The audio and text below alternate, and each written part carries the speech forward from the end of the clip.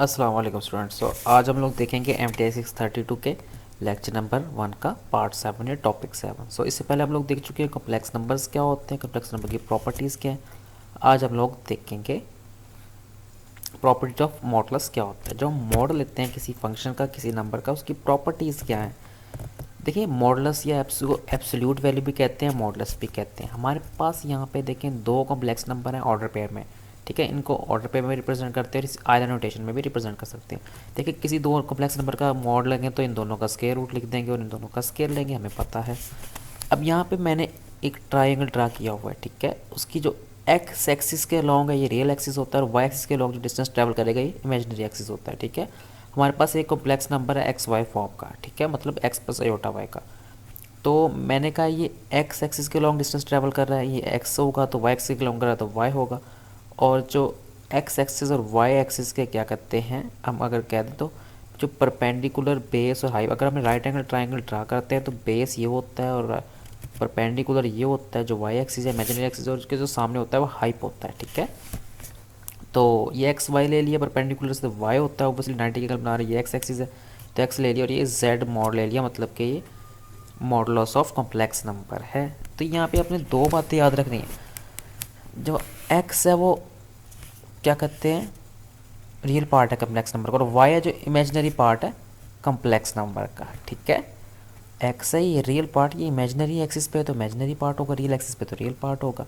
तो देखें, अगर हम हमारे पास जो रियल पार्ट होता है ना, जैसे कि एक्स है, वो हमेशा हाइपोटेनस के बराबर होता है या उससे छोटा होता है, ये तो राइट एंगल ट्रायंगल में पड़ा हुआ है। इस तरह इमेजिनरी पार्ट भी राइट एंगल ट्रायंगल में हाइपोटेनस के बराबर होगा और इक्वल होगा। पाइथागोरस थ्योरम के अकॉर्डिंग बेस का square perpendicular square equal hype का स्क्वायर। हाइप क्या है, जेड मॉड का स्क्वायर प्लस परपेंडिकुलर का स्क्वायर और बेस का स्क्वायर। आई होप आपको क्लियर हो गया होगा। अच्छा, ट्रायंगल इनइक्वालिटी क्या होती है, मतलब दो कॉम्प्लेक्स नंबर्स हैं उनको इस तरह से हम लोग ब्रेक करते हैं, ठीक है, कि पहले कॉम्प्लेक्स नंबर के पे अलग मोड आ जाए, दूसरे पे अलग आ जाए और वो बराबर बराबर हो या बड़ा हो, जिस फंक्शन को हमने ब्रेक किया उससे। देखो, यहाँ पे सबसे पहले एक कॉम्प्लेक्स नंबर Z1 है और एक Z2 है, तो इसके डायगोनल में से एक लाइन ड्रा कर दी, वो इन दो कॉम्प्लेक्स नंबर को ऐड करेगी। जो इन कॉम्प्लेक्स नंबर्स को यहाँ पे मॉड भी आना तो नहीं डाला हुआ, तो ये डायगोनल का जो क्या कहते हैं सम होगा वो बड़ा होगा या बराबर होगा इन दोनों कॉम्प्लेक्स नंबर से। शॉर्ट वे में आपको अच्छे से क्लियर कर दिए। अच्छा, ये important consequence of triangle equality है, इसके आपने रिजल्ट्स याद रखने हैं, ठीक है। ये रिजल्ट्स हैं इसके 1 2 3, ये upper bound lower bound find करने के लिए हमारे पास यूज़ होगा। तो यहाँ पे एक एग्जांपल पे बढ़ते हैं। जनाब ये देखिए, अब इस हमारे पास एक कम्प्लेक्स नंबर जिसका मॉड होता है, ये एब्सोल्यूट वैल्यू होती है 1 होती है। अब जनाब एब्सोल्यूट वैल्यू मॉड होता कि मैं आपको एक मज़े की साइड पे लेके जा रहा हूँ आज। तो इस साइड्स को ही मैंने मद्देनज़र रख के कैलकुलस की अपनी बुक भी लिखी है, तो आप लोगों को अपनी कैलकुलस की बुक भी दिखाऊंगा आज। तो मैथ इज़ फन पे जाओ, जो चीज़ ना समझ आए तो आप देखो।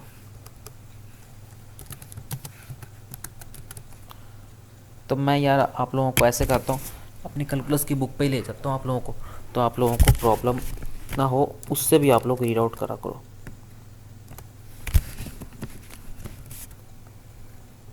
ये तो हैंड आउट खुल गया। तो कैलकुलस की बुक है ये, मेरी उसामा लिखा आ रहा है, तो ये कैलकुलस की बुक मैंने खुद लिखी है सारी। तो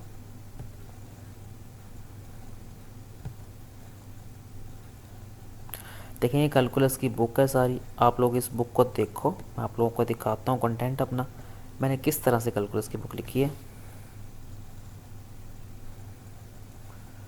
इस कैलकुलस की बुक के अंदर आपको A to Z differentiation, integration, functions वगैरह कैलकुलस का हर एक नॉलेज प्रोवाइड होगा।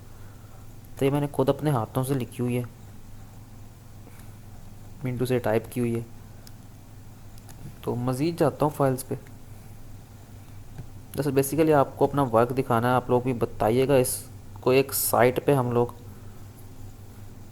पब्लिश कर रहे हैं, तो इंशाल्लाह जो ही ये पब्लिश होती है फिर आप लोगों को हम लोग दिखाएंगे भी किस तरह से पब्लिश हुई है। तो बाकी मैं इंशाल्लाह कैलकुलस की बुक आपको दिखाता रहूँगा। इसके अंदर एब्सोल्यूट वैल्यू और मॉडल्स वगैरह हैं, लेकिन हमारी कुछ अभी ये डाटा इसमें से पब्लिश होने वाला रह गया, तो वो जिस कंपनी के साथ मैं वर्क कर रहा हूँ तो वो अभी मुझे अलाउ नहीं किया उन्होंने कि मैं खुद पब्लिश करूँ इसको।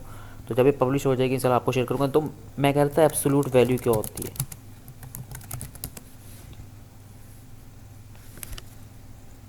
देखो इसको इस तरह रिप्रेजेंट करते हैं, कहते हैं ये नॉन नेगेटिव वैल्यू होती है एक्स की, ठीक है, साइन के हिसाब से, ठीक है।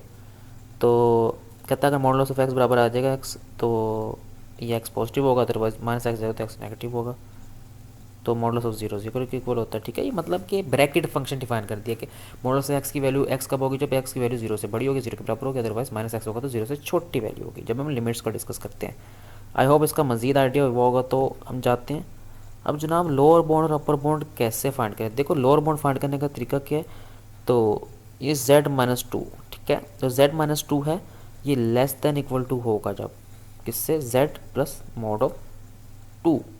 तो इक्वालिटीज़ पीछे हम लोगों ने फाइंड करनी है। तो ये z मॉड किसके बराबर है 1 के, तो 3 आंसर आ गया। ये अपर बाउंड फाइंड किया, मतलब अपर बाउंड क्या होती है जनाब, एक सेट के अंदर से एक ऐसा एलिमेंट दूसरे सेट के तमाम एलिमेंट से छोटा हो, सॉरी बराबर हो या उससे बड़ा हो। लोअर बाउंड इसका इन्वर्स होता है, दूसरे सेट्स के एलिमेंट से छोटा हो या उनके बराबर हो। तो इस तरह यहाँ पे ग्रेटर देन और equal to, less than equal to का साइन आया। तो आई होप आपको क्लियर हो गया होगा। जस्ट हमने z मॉड की वैल्यू पुट की और कुछ भी नहीं किया है इसमें। तो ये लोअर बाउंड अपर बाउंड की फॉर्म में इसको लिख दिया है।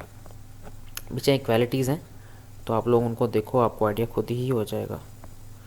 तो ये सारी इनक्वालिटीज़ हैं, आपको खुद ही आइडिया हो जाएगा इनसे देख के।